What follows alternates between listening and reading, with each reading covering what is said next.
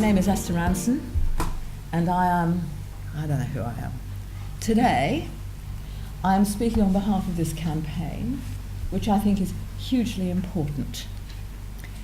Declaring an interest, I'm also chair of the Silverline Helpline, and I have a couple of our trustees here present, one here present, one about to be here present, and we are a helpline for older people, and we launch nationally at the end of November. We have a pilot running at the moment. Perhaps more relevantly to the campaign, I am 73 years old, and I downsized 2 years ago. There's a lot of mythology about downsizing, as you know. Poor little old ladies, like me, are being forced out of our family homes. Are we? In order to live in cramped accommodation. Can that be right? Against our will? No. Obviously, not everyone of 73 is the same as everyone else at 73. We are different. We were different at 15. At 35, we're still different. So there will be people with different needs, different wants, different health issues, different family circumstances. But some of us really love downsizing. Some of us don't want to stay in the family home.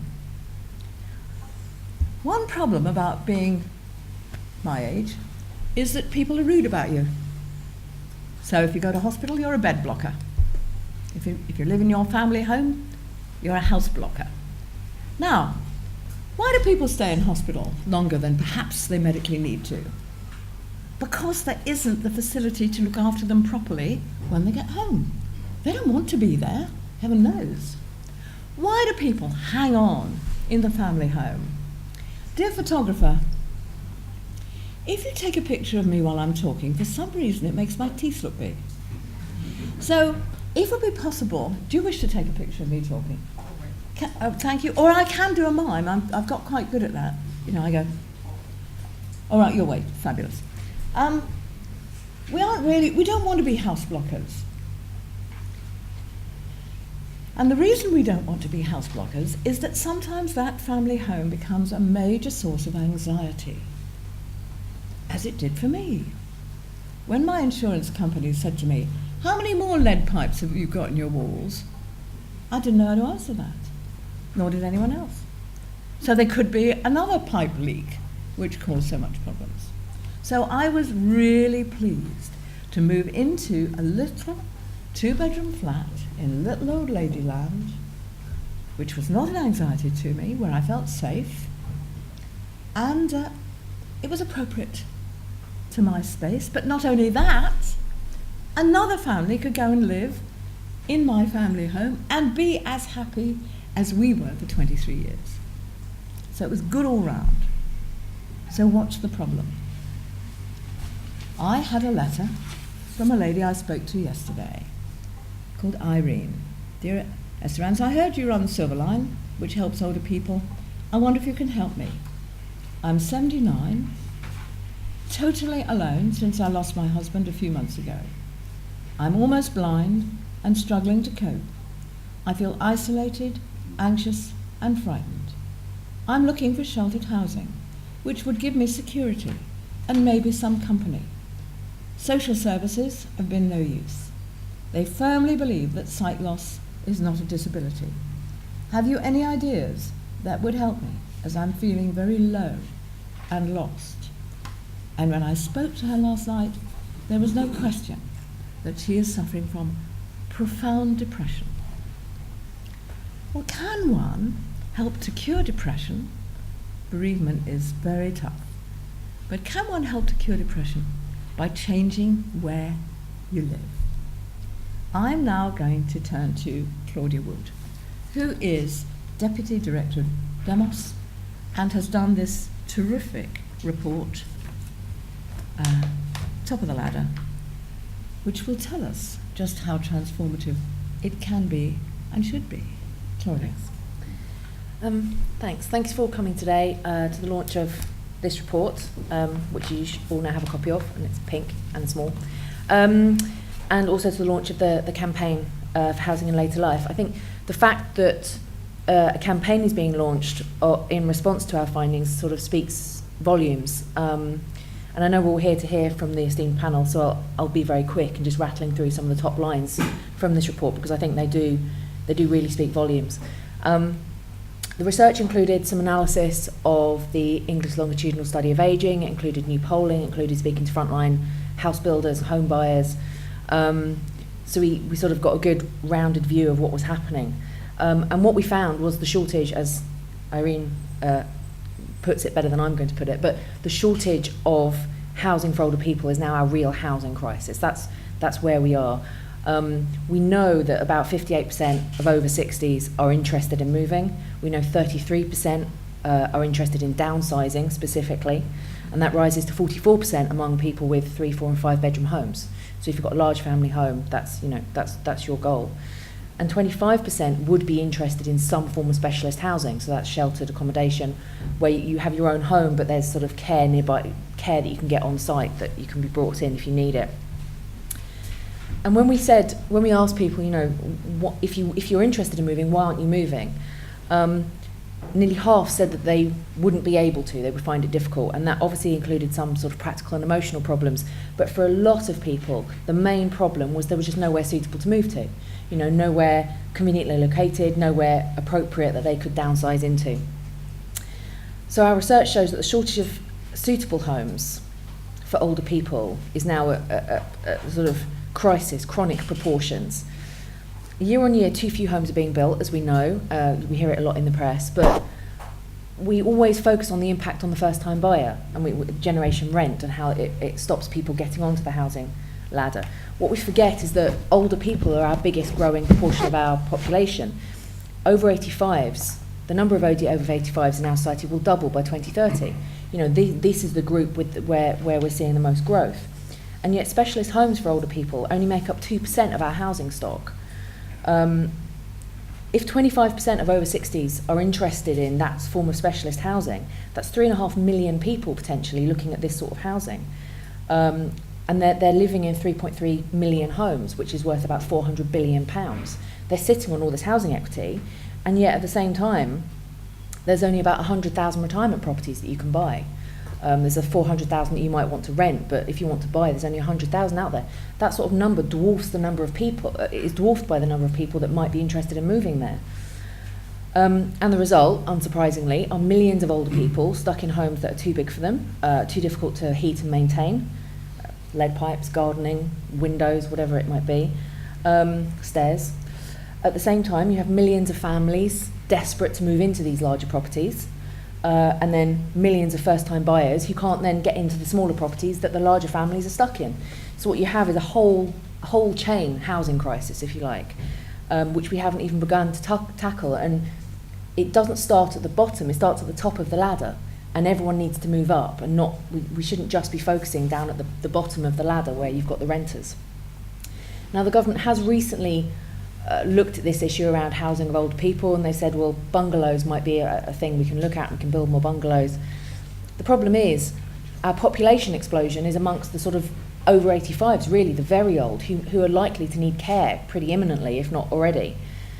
And getting care on site with bungalows and building the number of bungalows we'd need in near transport, near amenities, near shops, in town centres just isn't feasible. So it can't be the only solution. We must also consider specialist housing. So, what's the answer to this? Well, the answer isn't the government building masses and masses of houses. We're not talking about the government investing in this. We know that 83% of over 60s own their own homes. They own £1.28 trillion worth of housing in England alone. If they move to specialist housing or if they downsize, they want to buy their own home. They don't want to be given a home in some government scheme that they have to rent. They want to be able to buy it. So we don't need the government to build houses for people. The money to stimulate supply of houses to buy them privately is already there. It's just locked up in older people's homes, in older people's assets. So for the government, it's really about stimulating that supply that's chronically underutilised. So we need to look at, for example, planning. Local authorities need to look hard at why 50% of applications for retirement housing are turned down at the planning stage. And we need to look at why 2/3 of them are then won on appeal. We need to look at local housing strategies and ask why. Often they don't even talk about older people. They talk about affordable housing and 20s and 30s who are stuck at home with their parents.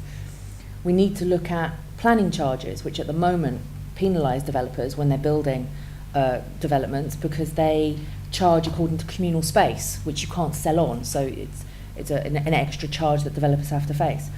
And they have to look at the contributions given by developers to build affordable housing. And we need to ask a serious question whether retirement housing doesn't also have the social value that affordable housing does. And if it does have the same sort of social value for older people, why is it that we can't have a similar planning status for retirement housing that we have for affordable housing? You know, why is this not being done? Now, addressing these sorts of issues wouldn't cost a lot of money. A lot of it is red tape related, but it would help unlock so much supply which older people desperately want. And the research that we gathered for this report, because it's all out there, shows that living in specialist housing has huge health benefits. It reduces falls, it reduces social isolation, it improves mental health, it reduces fuel poverty because the homes are easier to heat and maintain. It gives older people more disposable income because once they've downsized, they have cash to actually help live a healthier, better life in old age. So if it's good for older people, and it's good for the economy, and it's good for the housing chain, the obvious question that I'm going to end on today is why the government hasn't already tackled this. Thank you. Isn't that interesting? How many myths have you just busted with that excellent summary of your brilliant report? I was particularly interested in one of those myths.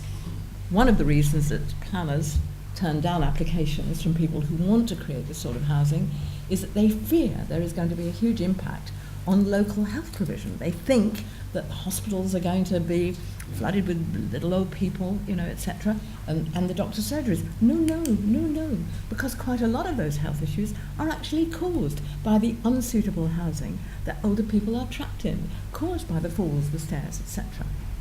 So, Jack, Shadow Housing Minister, what are you going to do about this when and if you are elected and become the government? Okay, thank you. Shall I stand, Esther, just because I'm Well, here? I'm not sure. How do the media feel about Jack standing? Yes, they love Is that a it. problem? You've got 2 thumbs up. Now, can I first of all warmly welcome this excellent report? The report talks about the next housing crisis. We already have a housing crisis.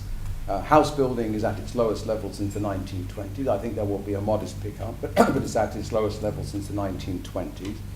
Homelessness is rising. We have nearly 2 million people who are on waiting lists, and a rapidly growing private rented sector characterised by ever-rising rents and a chronic lack of security and problems also of quality. If we have already a housing crisis, what this excellent report does is to focus on what I would call a hidden housing crisis. Because Claudia is absolutely right. The focus thus far has been overwhelmingly on first-time buyers. And of course that's right, that we help a generation of young people locked out of home ownership to realise their dreams. But there has not been sufficient public policy focus thus far on the needs of an ageing population. But it's not just the needs of the ageing population, it's what, if we get it right and if we are sensible, that then in turn unlocks down the ladder. And I think the title of the report is very clever indeed, the top of the ladder. Now, Esther, in answer to your question, we have put housing centre stage. We now, in the run up to 2015, and what we would do in government. I think building on a grand scale, I sometimes talk about the spirit of 1945. As my Irish mother once said, things can be both hideously complex and remarkably straightforward, and she was right. It's hideously complex, but it's ultimately a matter of being political will. And if I was to be absolutely frank, and this is a criticism of all political parties, housing has not been sufficiently centre stage for 30 years and more. Not now and never again. So our focus is on how do you get Britain building?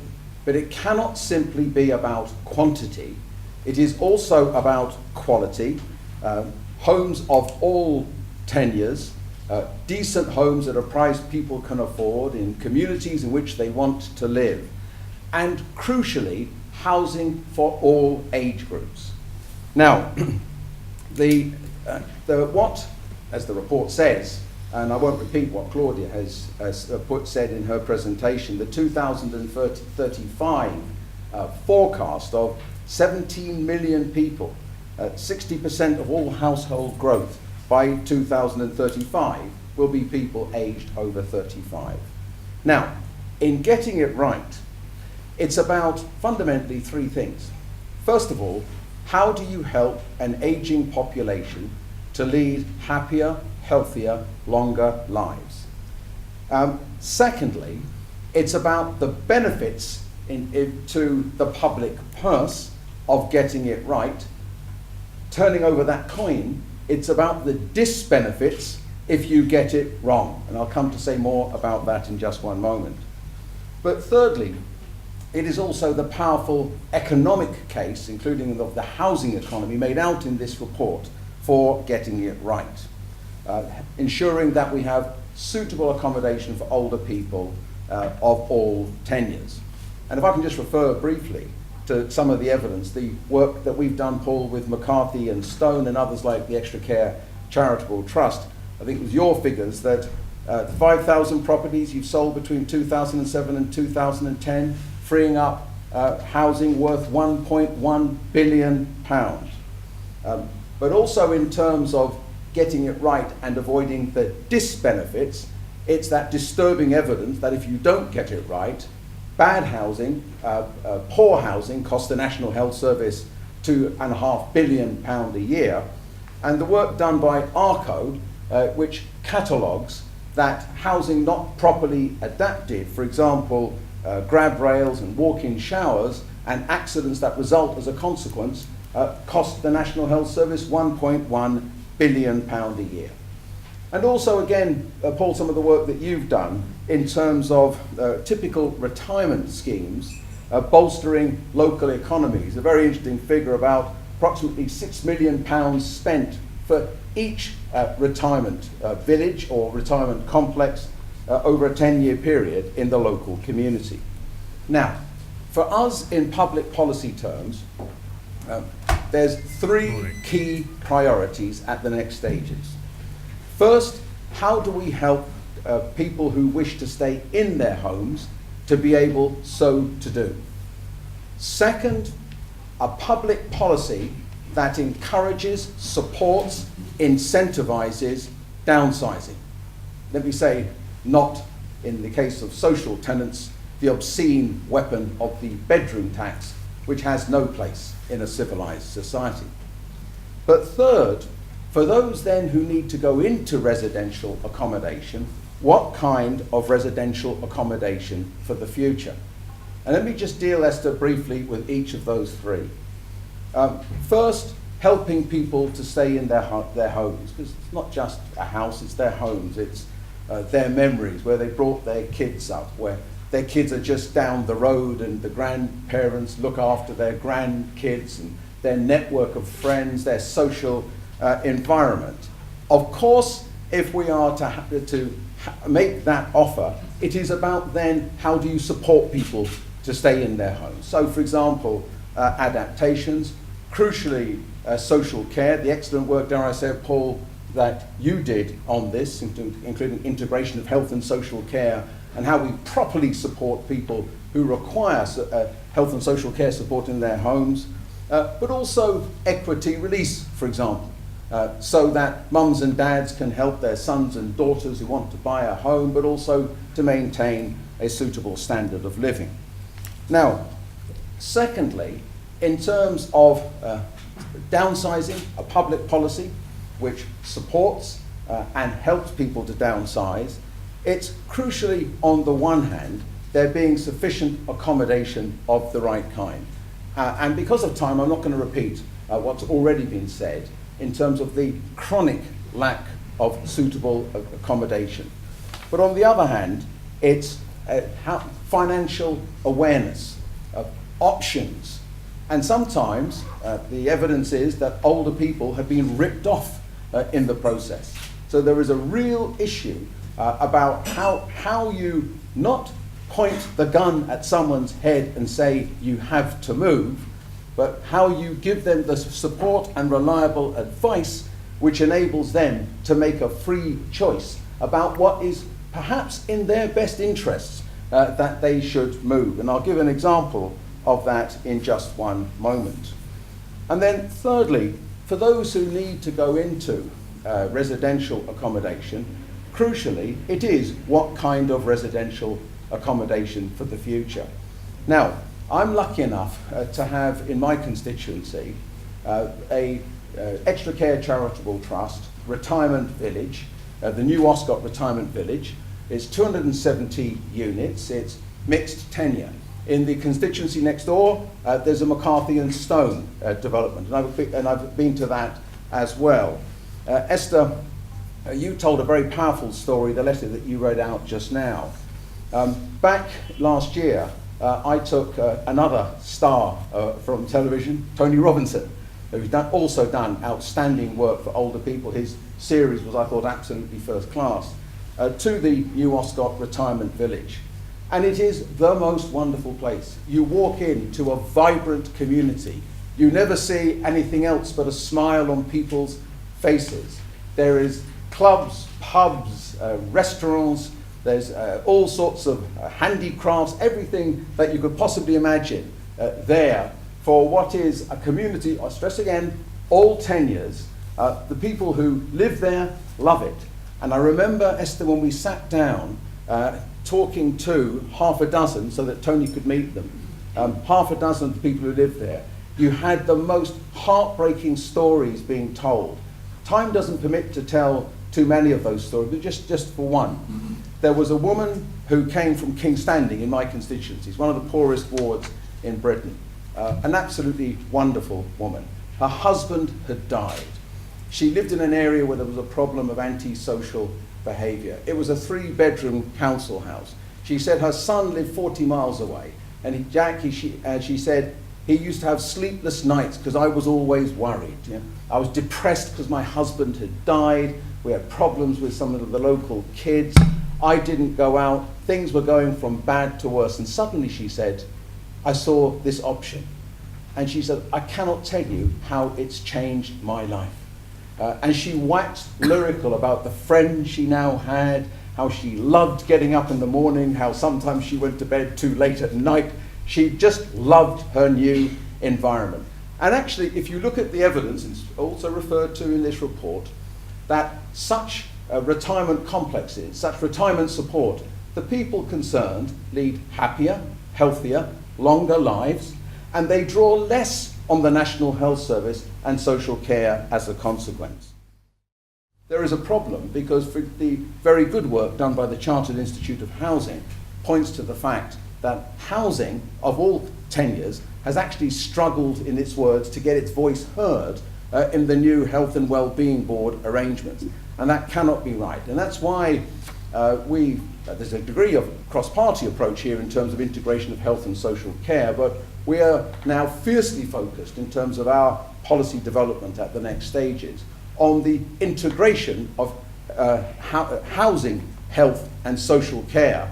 And in a sense, I've referred to the spirit of 1945 earlier on, and Aaron Bevan in 1946, when he took through the legislation to found the National Health Service, was the Minister not just for health, but also for housing. Now, if I can say this in conclusion, is that the report is a very impressive report. I commend Demos. It happens to be its 20th anniversary, and I was a founder member of Demos in the days that I had hair.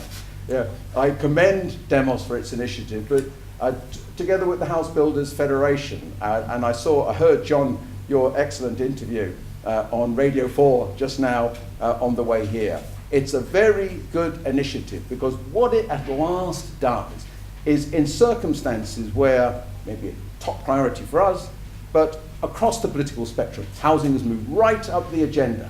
Has there been the kind of focus there should have been thus far on housing for an ageing society? No. This report makes a very important contribution towards changing that. Thank you very much indeed, Jack. Thank you. And now I'm going to turn to Richard Blakeway, who is London Deputy Mayor in charge of housing, land and property. There has been much conversation from my right about problems with planning. There's been a lack of focus on the need for specialist housing for older people. Now let me let you off the hook. I am no Jeremy Paxman. This is, for me, quite a new way of offering accommodation to older people. I too have been around some of the best practice villages and specific groups, small groups of flats where people have a bit of communal activity as well. And it opened my eyes as to what is possible. I think a lot of older people are not aware of the wonderful ways that can be used to transform lives through housing. But in this report, there's a lot of exploration about the difficulties being put in the way of those who would like to be able to create this kind of housing for older people, specifically this Section 106 and SIL, which makes it uneconomic for people who want to build this kind of housing to go ahead with it. So I'm putting that in your lap. What you're going to do about it in London, and what do you think other places should do about it? All right. Okay. Thanks, Esther. That's a good challenge. Do you want me to stand? Would we like him to stand? Yes, Am I getting a thumbs? I get a thumbs up. Yes, so everybody would love you to stand. I suspect Paul will, so I don't want to be left Okay, out. So, yeah. okay, quite right. Okay. Look, I will, Esther. I will address that question and make a few other points as well, quite briefly. But first, I just want to pick up on a story which happened a few years ago. As some of you will know, that the Greater London Authority went through a couple of years ago this big movement of functions, land, assets, programs and so forth as three bodies were closed down and it all came over to us. And amongst all of that and the big focus on the land and the big funding programs of $1 billion plus, etc., there was a small scheme and a very precious scheme called Seaside and Country Homes, which some people will know and was started about 50 years ago by the then GLC. And it was a brilliant scheme which essentially allowed social housing tenants to downsize and move to the seaside or the country. And so you had the situation where London and the GLC owned something like, I think, 4,000 homes all across the country, from everywhere from Cornwall to Hull, Shropshire and elsewhere, all across the country. And there was huge demand for this. The waiting list was also about 3,000 people. And it's a scheme that had been under threat previously. When the GLC was closed down, there was a big question about what happens to seaside and country homes. And remarkably, because part of this work we had to, and part of the due diligence, we had to establish some things like who owned the freehold of these homes after the GLC was abolished in the 1980s. And so some of my team went over to Kew Gardens, to Kew for the British Library's archives there. And they discovered amazing things. They discovered a letter from Margaret Thatcher in the height of the 1980s, a letter from Margaret Thatcher saying this scheme should not close down in response to someone who'd lobbied her, a bunch of residents who'd lobbied her, and she said, I promise this scheme will not close down. It's incredible. It got all the way up to number 10. And the other thing we discovered was about the first resident who moved into one of these homes, who was in Cornwall. And he was greeted by protesters who went and said, why are these Londoners coming to Cornwall? And he went and said, well, I was born in Cornwall, which was a brilliant response. And he said, I'm coming back to Cornwall, I was born here. And it's just a fantastic scheme which has now come over to the GLA and is preserved. I don't want to hold that thought though, because it assumes immediately that as you get older, you'll want to move out of a big city like London. And actually, if you look at the 2011 census, actually London is a a comparatively young city compared to other cities in the UK and certainly the rest of the UK. That said, there's still something like 900,000 people who are aged over 65, so almost 1 million people aged over 65 living here. I don't assume, and I don't think we would want to see this kind of great dispersal as soon as you hit retirement, get out. We don't want to see this sense that people should move. And actually, I think one of the really critical things is what role can both specialised housing and older people play in our regeneration of places like town centres, particularly in outer London. I think there's a real role there, much better for those individuals to be able to live in a place where they can access services, where they won't feel, unlike that very unfortunate lady, isolated and so forth. And I think there's a real role for older people and for the provision of this housing to play there. I just want to make, so that's my first point, I just want to make for others. My next point is there is a big focus on design, and that's absolutely right, and we've got lifetime home standards which are incorporated into the London Plan, and we've got lifetime neighbourhoods which is also in the London Plan and strategic planning documents, and you've had the Happy report which came forward. I know that a number of house builders have used that, and indeed some of the attention to detail is absolutely incredible. Yesterday I met with Berkeley Homes, with Tony Pidgley at Berkeley Homes, who have done a Happy scheme on as part of the Kidbrooke regeneration, if anyone knows that. And I think Richard, can I bring out the lurking Jeremy Paxman in he's me coming and say, no, he's not coming, but I'm speaking for him for the moment, and that is that unfortunately Jack has to leave at 10. Okay. So if you could sort of summarise and condense maybe all of this. I'm on a roll. Okay. I know, and may I say, wow. brilliant so far, and we don't want to miss any of it, but if you could compress it slightly, right.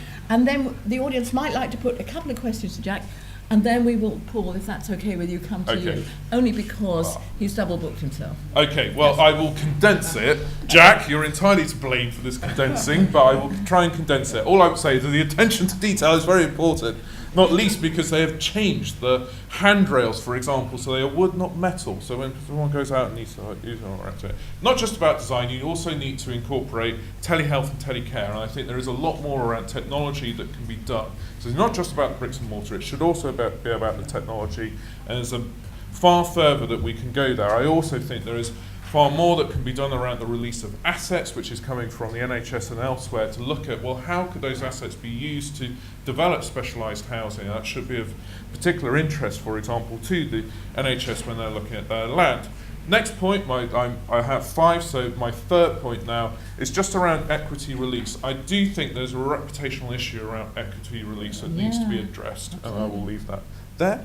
Yeah. And then my next point would is section 106 and all right, I will address section 106. You will be very pleased to know that supplementary planning guidance in London says that, look, when there is a viability test, we do need to really seriously think about how that is conducted with specialised housing. So there is provision, certainly in London. And I guess my last 2 points is this is called top of the ladder, but there are some people who will never be on this ladder, if we accept there's a ladder, never be on this ladder. And I do think that, therefore, there isn't necessarily just a choice between market housing and affordable housing. Actually, I think it's very important that our affordable housing programmes do deliver supported housing in its many varied forms. And indeed, we have done through our programmes about 1,000 units a year, and we're doing even more because the DOH has provided some funding for going forward, which is very welcome. I would then say, and this is my last point, look, in many ways policy does need to be quite flexible, because at the moment we're dealing with a generation who do have substantial equity in their homes, and therefore options in this paper, very good paper, can apply to them. But think ahead to the next generation who will probably live even longer, and therefore their money when they retire, probably later, will still have to last a significant length of time. many of them are far less likely to have built up equity in their homes. They're also not going to be in social housing, so they won't have the option of the various programs and units that we deliver. So in many ways, over the next 50 years, you can see policy having to be very flexible to deal with the moment in time we're at now with equity, and then I think an even more challenging period where you have a lot of people who have lived far longer in the private rented sector do not have equity, and how do you assist those households? And I think that's a big challenge, and therefore, given how cumbersome it can be to change policy, I think we need to be thinking about that now and making sure that our policy is sufficiently flexible so we're not all having to read a successor report in 20 odd years that's saying, what do we do about the people who aren't top of the ladder? And I'll leave it there. Very important point. Thank you, and I'm sure we'll come back to you with the questions. Now, Jack has very kindly extended his deadline to 10:10. So can we have just a brief few words, Paul, from you, because as Minister for Care, you actually took such an interest in the plight of older people. And then we will, of course, come back to you. But Paul Burstow, MP. Right, okay. So I'm now sort of worried about the inner Paxman coming out. Just very quickly to say I welcome this report. I think it's a very timely report. I think it addresses a moment in the evolution of policy in this area, which is really quite critical. As a former Minister for Care Services, the Minister who wrote the Care and Support White Paper, I think what was very striking as we prepared that White Paper was how increasingly the volume of noise and concern and engagement from the housing sector saying we should be around this table, we should be part of the conversation about care and support was, I think, reflected but maybe not sufficiently in the white paper that we published last year. It was an acknowledgement that housing is an essential component in a system that has increasingly to be one focused on prevention and early intervention, to actually avoid the onset of care needs in the first place and certainly manage them better where they do emerge. And we can see, in a way, the future is out there. There just isn't enough of it yet, and there just isn't enough of it in the right places. And what we need to make sure, and I think this report does give us some of the recommendations upon which we can build, is that we do use the land that the public sector has, that we provide the tools that allow the private sector to access and use the land banks that they have, that we make sure our planning system really does address these issues in a way that allows us to see an expansion in this sector. Because as this report demonstrates, in a way, the real housing crisis lies in the fact that there are not options available for older people to move into alternative accommodation. And yet all too often, because of the ageist tenor of our discourse about housing, older people are portrayed as if they are the cause of the problem, sitting in under-occupied properties. Well, where are they meant to go? Onto the streets? Where are they meant to go? And therefore the challenge here, and the opportunity, is to open up new opportunities and avenues for that generation of people who do have assets, to use those assets creatively, to actually allow the housing market to grow. This is an opportunity to invest in growth. And that's why I support this report. I had a lot more I would like to have said, and I hopefully will say some of that later on. I think those are the key points, and the reason I'm very pleased to be here supporting Demos' work, and the start of a campaign to make sure that this is an issue that isn't just on the agenda of one political party, but is on the agenda of all political parties, and that we see housing tenure as a big challenge. I think the last point I would pick up on is the last point that was made just now by Richard, that we have to address this over the whole life course. There are different generations coming through who will not be as asset rich, but will still be confronted potentially by ageist attitudes. We need to make sure we're not just planning for now, but that we have a system that's capable and flexible enough to accommodate the housing needs of future generations who may not be as fortunate as the current generation of older people.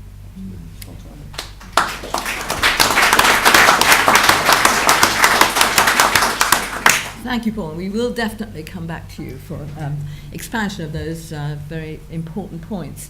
Now, I'm going to throw it open for question and discussion, and I think, given what we know about time constraints, if you wouldn't mind attacking Jack first, that would be a kindness, so he can leave us with a spring in his step. We've heard about the welcomed integration between health and social care, and in fact housing now being integrated too. My concern is that planning's still not on that agenda, and I suspect there are very few, if any, local authority town planners in this room, and there's been a lot of discussion about the planning problems, and my company in particular faces that frustration on a daily basis. But I think until we actually integrate all those with a relevant interest in helping to overcome the problems and issues that have been identified in this report, we're in danger of not really progressing very far. So Do you want to be a bit, because some members of our audience here may not understand quite the barriers there are to McCarthy and Stone building where they would want to build the sort of properties they would like to build. So what in the planning regulations and finance makes it so hard for you? I think I'd start to answer that by talking about the general mindset, because I think our planning applications land on the desk of a local authority planning officer, and there is no recognition that this is a form of housing that's being proposed that's going to meet a specific need within that borough or district. And there's therefore no real recognition of the particular social and economic benefits that will arise in the local community from facilitating this type of development. That's not to say that they're not within their rights to look at, whether or not the building fits on the site appropriately in its townscape context, whether there's sufficient car parking, amenity space, etc. But I don't think that there's any consideration of the particular merits in that broader context. The report talks about the problems that we and others face with an inequitable application of policies such as affordable housing. I mean, my planners that work for me probably spend more time arguing over affordable housing contributions, or whether or not it's appropriate for low-cost social rented for younger families to be put in the same building, which is a ridiculous proposition, quite frankly, than they do about other matters which I think are much more important from a planning and housing perspective. And then still, you've mentioned, or the report picks up the point, that that's a standard charge that is applied on an internal gross square footage basis, yet 30-odd% of a typical retirement housing scheme has non-saleable floor space. So that we don't operate on a level playing field. In English that I understand, because I'm not a specialist in this area, as you know, the fact that you've got a communal lounge or a facility where people can hold meetings, or a cafe, or is not actually understood by planners, or SIL doesn't take an account of this. SIL assumes that every inch, as we used to say, of a building is up for rental, and therefore is going to make money for you, whereas in fact you've got to put in these other facilities in order to make your developments appropriate. Yes, that's right. And we've heard already that some local authorities do recognise that special consideration needs to be given to those implications when undertaking viability testing of SIL charging schedules. Do you need a change in law? Do you need Paul's bunch and Jack's bunch also to put in their manifestos for the next election to say we're going to do something about this in terms of legislation, or is it just mindset? I think it starts with whether or not there should be a presumption in favour of this type of housing, which there clearly is at the moment for affordable housing, yes, as is acknowledged in the report, and yes, the report argues, I think with great reason, yes, that perhaps there should be the same policy presumption in favour of specialist housing or different types of housing for older people, not just specialist housing. yes. So I think it starts with that premise, Yeah. and then once we have that established, then we can have serious discussions around the implications of particular policy requirements. Okay, Jack. I think Gary makes some very good points. I mean, first of all, as things work at the moment, to be frank, Esther, it's not front of mind in the great majority of local authorities for either planners or, dare I say it, politicians of all parties. It's not front of mind in the way that it should be. Yeah. Secondly, I thought the point that Paul made was a very good point, because Paul did great work in terms of the integration of health and social care. In a sense, we were saying very similar things about the extent to which health and social care has not had that vital third strand integrated into it. And so the challenge in public policy terms is exactly what you do about that at the next stages. And then thirdly, you make the obvious point, it is then the practical steps that you take In terms of legislations, various ways of handling it, because one way would be appropriate amendments to the National Planning Policy Framework. Now, that's something that actually we're focused on right now. Just one final point is that a caveat is that, I don't mean this in a critical way, of the admirable McCarthy and Stone, but there is a problem more generally in terms of for example, the viability test and the impact that increasingly we're seeing felt on affordable housing. Because ultimately, if you're talking about building homes on a grand scale, the homes the country needs, it's got to be homes for everyone and not just homes for the better off. So there are some tricky issues there, and of course there are different models. I mean, you build, I don't say it's a critical way, but yours is a commercial model, extra care, levers in public funds in terms of mixed tenure models, but that's my only caveat. But having said that, coming back to your point, is the framework right? No. Is the culture right? No. Crucially, the challenge for all of us is what we do about that at the next stages. Can I ask Paul to pick that up? Just a couple of reflections. I mean, I think it is partly about mindset, and I think partly what you said, it's about mindset. It's just not on the radar in the way that it needs to be, despite the evidence showing that the growth projections in terms of housing need are predominantly amongst our older population, massively amongst our older population. So there's an issue here for me also, and a challenge back to the sector, that there is an aspect here which is about market failure, about markets not responding to need. And I think there is therefore an issue about the extent to which we need both competition in this market, but also collaboration between those that are specialist providers with those that are general builders as well. Because if you look at the numbers, no one's building anything like the sort of numbers that we're going to need to address the need that this report quite rightly highlights, and the huge benefit of the pull through the whole housing market chain if we actually then were to see an investment in this part of the housing market. And I blame the media, because the overwhelming view of the media is that little old ladies are being forced out of the family home where they have all their memories and etc., etc.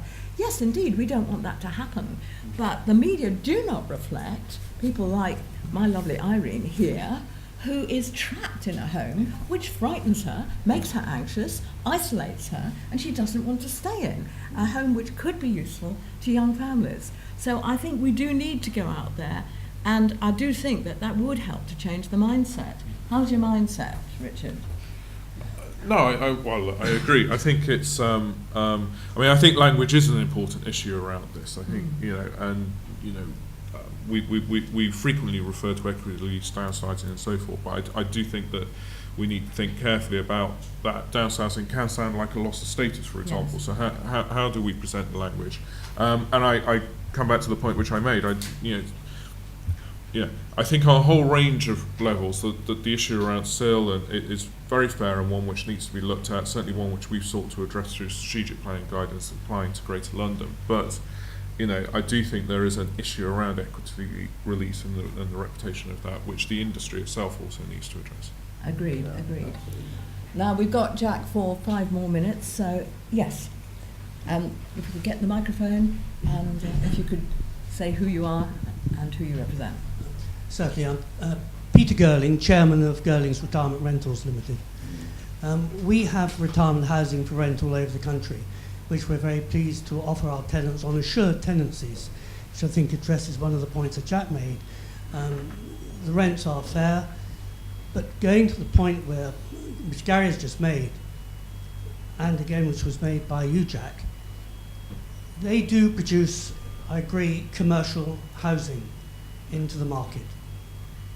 We have a huge demand for this accommodation for rent. Yeah. We get month in, month out, 500-600 inquiries a month. We buy from the market, and I applaud this report because of the shortage of accommodation generally throughout the country, which has been going on for years and years and years, and which we've been trying to persuade people to build more, is ridiculous. Yeah. It is amazing that so many housing ministers over so many years have completely ignored this issue. Yeah.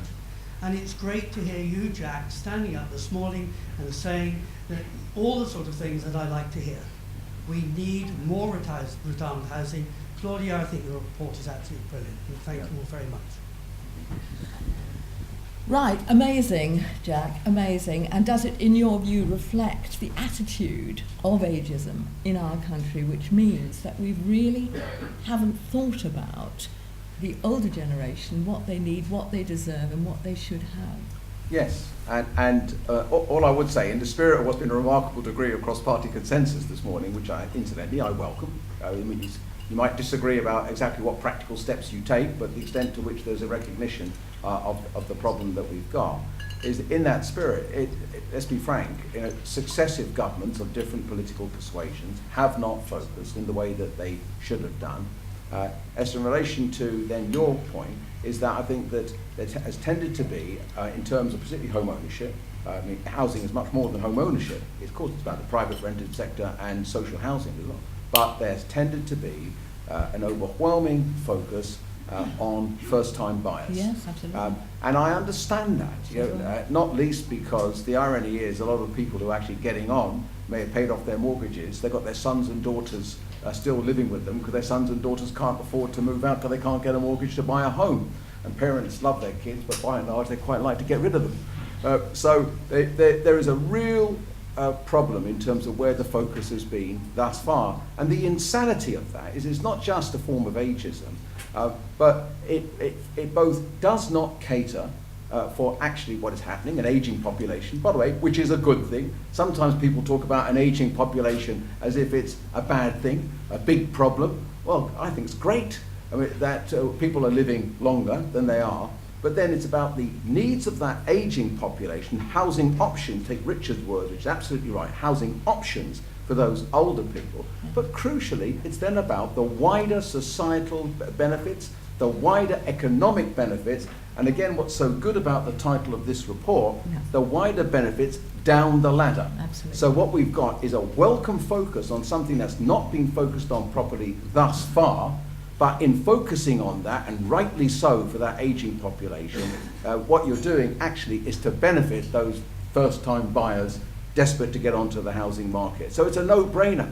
If it's a no-brainer, you might ask yourself, why hasn't it been in front of mind in the way it should have been thus far? But I think what we're seeing today is a determination to change that. I'm Simon Roberts. I'm an anthropologist who's done work on ageing and technology. And I represent myself in this context anyway. I think I'm not going to make a particularly profound policy point, but I wonder, picking up on some of the things that have been said, what the role of Kirsty and Phil might be in this. I think Kirsty Allsop and I don't know Phil's second name, which is a broader point about how we surface this issue more generally, because I think often when there's a groundswell out there, then it's easier for politicians to sort of understand what the issues might be and for us all to make some progress on what is obviously an issue where there's consensus.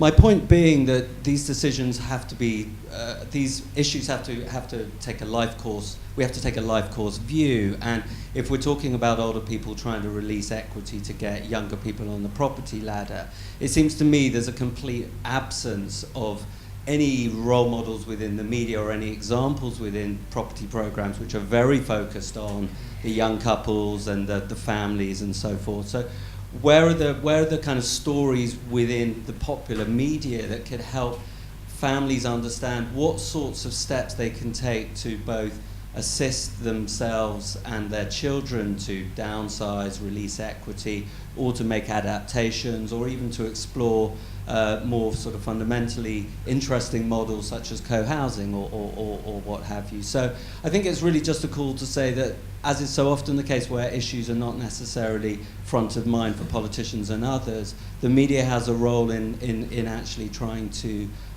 tell a different sort of story and to refocus this away from that first-time couple or that young expanding family who need certain types of space. You will have a problem, as an anthropologist, finding anyone making programs, commissioning programs, pitching programs who are over the age of 35 in any of the broadcast media. Do you agree, Paul? I mean, I think that the point that's been made and your point are absolutely right. And I mean, that in there lies one of the real challenges for our society, how we mirror and reflect the society we are becoming. and we are becoming an older society. And yet we still have a society that thinks we are a young society. And that's a big challenge. And if we don't manage it well, it becomes the source of potential intergenerational conflict as well. So we really have to be addressing, and housing is just one of the lenses I think you can look at this through. And I mentioned in my remarks earlier on, I mean, this sort of demonisation of older people as sitting in properties, denying other generations the opportunity of getting onto the housing ladder, when in fact the solution to their need is not there. So I think your example of saying we need to have new stereotypes, we need to have, if you like, positive images, and the media's role in all of that. So there is a challenge to the media to actually get that sort of stuff onto the news. So it's about not just focusing on first-time purchase, but focusing on those that are making their last purchase. But that last purchase should be a positive choice. I mean, for too many people who do move and downsize, they're downsizing not because they want to, they're downsizing because of the crisis that's triggered by a fall down the stairs that results in them going into a care home. And whilst the future of residential care is something that I and Demos are working on as well at the moment, and I think has a big part to play in a much broader and richer conversation about housing older people. At the moment, it's seen entirely and portrayed entirely as a negative thing. So we need to get this conversation so that it's a normal part of life that you're talking about. Well, where's my next housing move? What's the right thing for me and my family? And that may not be staying in this large, hard to heat, hard to adapt property. Where you are frightened and isolated. Can we have Jane, please? Jane Ashcroft sitting here. But don't worry, we'll get to you all. Hi, I'm Jane Ashcroft. I'm Chief Executive of Anchor. We're a provider of housing and care services for older people. I'm struck by Paul's comments about collaboration and by the mix of people in the room. There are so many angles to this issue that we could explore. But I particularly wanted to talk about, Jack mentioned ARCO, and ARCO's a new body, a fairly small group of us, who are particularly focused around retirement communities and the retirement village type model, which is proving increasingly popular. And Michael's here today, who represents ARCO. We've talked a lot about needing to influence planners, and one of ARCO's main roles is to try and influence planners to see the retirement housing opportunities in local communities. There's two other particular stakeholder groups, though. There is the public awareness and the media thing that we've just been reflecting on, which is so important. And the third is funders. The other area that we've identified as providers within the ARCO circle is actually the people who can help us access funds, the banks, the other investors, don't necessarily understand the variety of models that are available. There's a very traditional and entrenched view of, is it sheltered housing or is it a care home? Whereas actually this market is starting to have a variety of models, there are choices available. So I'd just say that's the other group. And my closing point really, and I'm afraid it's not really a question, it's a comment, is the collaboration point. In this room, it's a fabulous mix of expertise, but it is very much expertise. And our big challenge is to get out of our expert box and talk to the general public, to be in the mainstream media, to be, whether that's the TV or print. I'm seeing people are tweeting about today, that's really good. But the people that need to be hearing about this aren't just the usual suspects. And I think that's our real challenge, is to get out of the expertise bit. Let's use this report as a tool to drive wider conversations with the general public. Thank you. Absolutely. I'm going to take a few more questions from the audience because I know that there were a lot of hands up. Sir, here. Hi, my name's John Handley, Evermore Retirement Villages. Paul, you made a comment about market failure. I guess my question is why, and what should we do to encourage more competition in the sector? Right, hang on to that, Paul. Right, there was Madam just behind you. Hello, Kathleen Dunmore from Three Dragons. We do SIL viability appraisals, and I wanted to come back on SIL because it seems to me two things stand out. One is that for all our local authority clients, SIL doesn't begin to meet the list of things they thought it was going to meet. And secondly, because SIL is about the relationship between house prices and land value, it works best in areas where house prices are high and land values are not yet so high. So to give you an example where I'm going this afternoon, in central Bedfordshire, we can have a very high SIL, but we have a local authority which doesn't want any housing, including older persons housing. And in Luton, where we have plenty of need, we can have no SIL because the economics doesn't support it. So I would say to you, yes, tweak SIL to make it right for older persons' housing, but any government of any persuasion might want to get rid of SIL altogether. Aha! We'll come back to you, Paul. Get rid of SIL completely. Forget it. It's not doing anyone any good. And great idea, perhaps, at the beginning, but doesn't work. We'll take one more, and then we'll come back to the panel. My name's John Head. I'm chair of EROSH. We're a national consortium of organisations and individuals working in supported housing for older people. Very pleased to be supporting the campaign. My point or question, I think, is sort of picking up something that Jane Ashcroft talked about in relation to, in her point, I think, about capital funding. There's a great deal of uncertainty in our sector, and not just in the social rented sector of retirement housing, about the future funding of support and housing management and care services, and those, just as much as the high quality bricks and mortars that we're talking about, are essential to get good outcomes for older people. And I wonder if politicians that remain on the panel and or anybody else have any comments about how we can try and deal with that uncertainty and put the revenue funding of supported housing as well as the capital funding on a more secure footing. Thank you. Okay, thank you very much. Now, Paul, market failure, SIL and uncertainty. Right. Well, I mean, in a sense, the first and the last are part of the same answer. I mean, you need greater certainty to actually be in a position to address some of the issues around the market failure. I mean, I think part of the way in which you can give increased certainty is by making sure that we have the right legislative framework. The area that I've worked on the most is obviously the care legislative framework, and I think there are some areas there where we could still do more to ensure that the information and advice offer that is available around later life is a comprehensive one, and that housing is part of that conversation. Care legislation currently in Parliament hasn't yet gone far enough, in my view, and I very much support some of the work that Richard Best is doing in the Lords to try and get the bill absolutely in the right place, both in terms of collaboration between housing and the care and health sectors, but also in terms of the advice offer that's being provided. So I think that's a very important part in terms of making this more visible and in a sense helping to stimulate the market.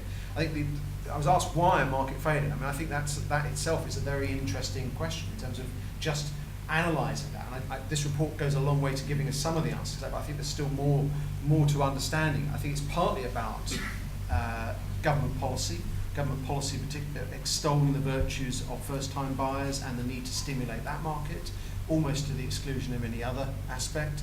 You know, some little dabblings by government into the socially provided part of extra care, but nothing really to stimulate a bigger growth in that area. I think the planning point that's been made is incredibly well made. And really, I think within the industry, I suspect a pervasive view that this is a niche market. Yeah. That, you know, there are these guys over here like McCarthy and Stone and one or two others that are the providers, and you know they're doing what they need to do, and that's all that's necessary. Whereas in fact, there's this huge asset base which is sitting out there in the community that could be tapped into, which could provide the means to generate moving this all forward. So I think that's part of it. It's about getting those conversations going that Jane was talking about. I'm not a sufficiently good expert to start offering up an answer about SIL today. I mean, I think there's been some very good points made about it. I think that's something that ministers do need to be reviewing, because I think that clearly if it's being described as a barrier, we need to understand why it's a barrier, and if it's proving a barrier to the sector, what we can do to either create ways around that barrier or take it away altogether. I think that's an area I'm going to step back and say I don't really know enough to give an answer I'd be happy with.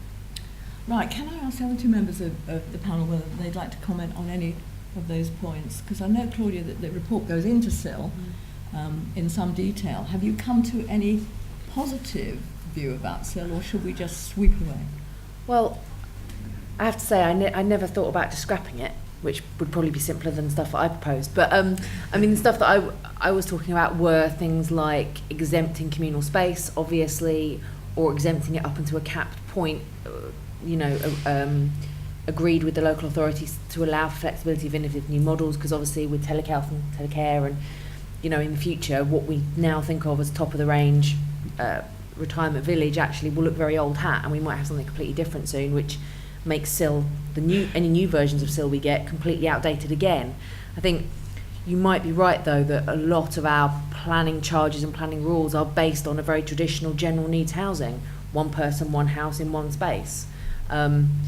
Given where we're going with our older generation, and given where we're going with just the amount of land that's available and how people want to live communally now, there may be something to be said for just an entirely new regime. Have you got any good points to make about SIL, Richard, or would you like to see it swept away? I tell you, it doesn't matter which forum I'm in. SIL gets raised, and I suspect you within the industry, you get a lot of support to remove SIL or abolish SIL. That it frequently gets raised. I think the only thing which I would say is, firstly, is that it's not necessarily the case that every local authority will have SIL. As you'll know, I mean, some have chosen deliberately not to adopt SIL, and others, and clearly it gets set at different rates and so forth. So, I just want to pick up on just one point, which is kind of related to the revenue point, which I think is a very, very fair one, and is a challenge. And just want to flag up, because it hasn't been raised yet, is service charges as well. And I think there's a real issue also for many individuals who probably own the freehold of their property, are obviously will probably have experienced being mortgage free for a significant length of time, to move to a model which may not, almost certainly won't be freehold. And I think culturally that presents can present a challenge as well, and there will be a certain nervousness around will this service charge be whacked up? I haven't got an income. What do I do? I just raise it as an issue. And exit fees, obviously, they are also an issue. Gary, you wanted to come back on some of these points? If I may. Please, where's Mr. Microphone? So you can't afford to relax. Keep on the move. Thank you. I think just a couple of brief points. I think the issue around activity in the marketplace, it is connected to the barriers to entry. I think you're right that there are other house builders who do think, well, this is a niche market, we're not familiar with this market. But one of the problems is some of the barriers, including town planning, which we mentioned in the first place. And for us, it's difficult to sell off plan because we're selling a lifestyle. We're not just selling bricks and mortar. So it's a huge investment and huge capital risk before you get your return. And that's an unusual business model for most house builders. Just very quickly on SIL and other policies such as affordable housing, it's not just the frustration in negotiating with the planning officers once you've secured an interest in a site. It's the impact that those policies have on our ability to secure land in the first instance.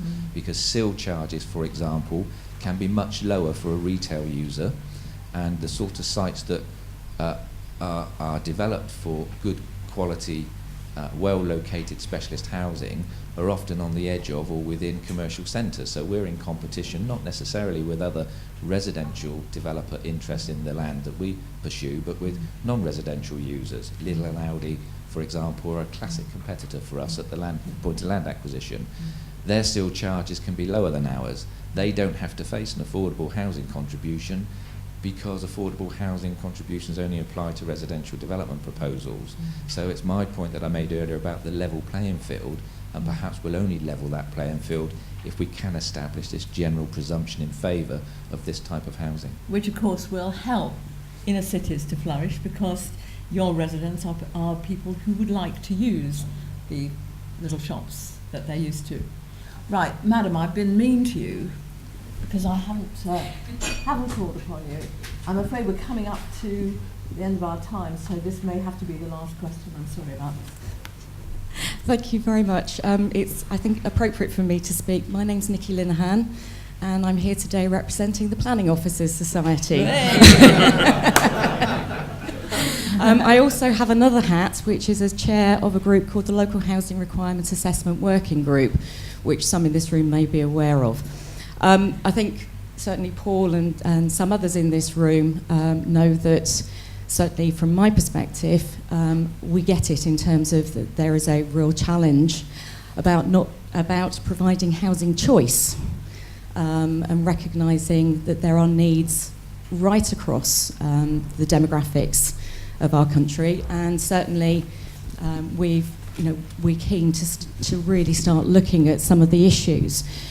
In my role as chair of the Local Housing Requirement Working Group, we have collaborated, Planning Officers Society, Home Builders Federation, Chartered Institute of Housing, Shelter, Royal Town Planning Institute, and a number of other organisations. And we've produced a practical toolkit to enable local authorities, developers, local communities to actually understand what the mix of the population in terms of its age and profile is likely to be in the future. And the companion guide that goes with it actually makes very much the points, like the principal points that are being made today, in terms of it's not just about the number of houses, it's the type, the people who would want to occupy them, and where they are located. So we're starting on that journey in terms of trying to change the mindset that Gary's been talking about. But what I'm really keen to do is to actually have some further discussions about understanding some of the things that Claudia has brought up in terms of how planning applications are dealt with, how appeals are being dealt with, so that we can better understand through evidence what we can do either through the group or through Planning Officers Society to try and help people to understand some of the challenges we're facing. And Paul and Gary know how to get hold of me in terms of individual concerns that they have. Thank you. Would you care to join the campaign? I'll have a chat with you about that afterwards, if that's okay. But that indeed would be very, very useful for the campaign, and might well be a source of good information and evidence for you. And I'm sure we can... is this online? Yes. Right. So all your members can download it and read it in their spare time, which I'm sure they don't have much of.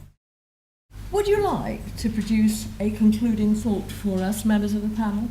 Paul, I feel I've Paxmaned you and shortened the time that you were allowed. You have actually used the time you've got rather brilliantly and succinctly, but go for it. I just want to pick up on the last point. I do hope you will get involved in the campaign. I think just surfacing this issue more with your members would be really good. But I think you raise a very interesting point about community resistance to these types of developments as well.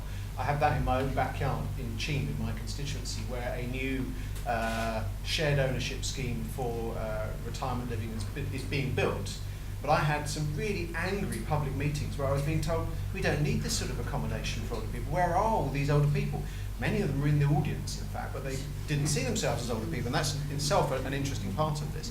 I think part of the wider public debate about ageism and how we tackle and future-proof our society for the age shift that's taking place is actually to have a look at the idea that they've done in Wales, they've done in Northern Ireland, which is to have an older person's commissioner, someone who can actually look across the piece, challenge ministers, challenge people in various sectors as well. I think that's another part of moving this debate from a debate to actually change on the ground.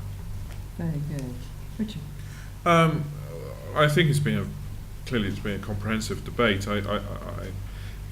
I mean, I'd probably highlight 2 points. Firstly, I'm not sure that we've necessarily got the product range, the full product range that is necessary to really address this issue.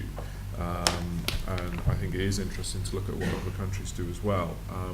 And then I think that the second point, which I just re-emphasise, is this real challenge that we have got over the next 50 years with two different generations in two very different financial positions, and it's you know, and I don't think that could be overstated enough. Thank you very much, Claudia. I'll just be quick. Say thank you all for coming and to take a copy of this report and hopefully read it. What we've talked about today really only touches on about 20% of what's in here. There is a lot in here around the demand and about people not understanding their role or not understanding they might need and thinking ahead about this housing. And there's some good examples in there about local authorities who are helping older people with the practical and emotional side of moving, which I think is really important that we didn't really touch on today. At the base of it all, though, I think the point about Kirsty and Phil is the big one, which is, you know, until this issue gets out of the finance pages of the Daily Mail, which is the bit where you've got your mobility aids and your equity release and that bit in the back before you get to the TV pages, until it gets out of there into location, and it becomes, you know, as normal, the downsizing thing becomes as normal as the upsizing thing. Until we get there, then planners, bank lenders, older people themselves are not going to recognise this as a normal part of life. And I think that's the kind of underpinning bit which, you know, frankly, I'm not able to tackle on my own. Thank you. I think the media are sensitive to complaints and criticisms of their output, particularly in this area. They weren't always, but I think they are becoming more sensitive now. And I think if we could marshal older people who are notoriously bad, actually, at complaining, at drawing attention to their needs, at asking for help, but if we could marshal them to do a Kirsty and Phil protest of the kind Jane Ashcroft achieved with her Grey Pride campaign, then I think that would be helpful. And when, of course, we get a commissioner for older people, I think this is the kind of message that he or she could take forward. Thank you very much indeed for joining us this morning and for contributing so valuably to the discussion. And thank you, panelists, and thank you, Demos, for a fantastic piece of work, which I'm sure will have a long life and become a very important reference point. Thank you very much indeed.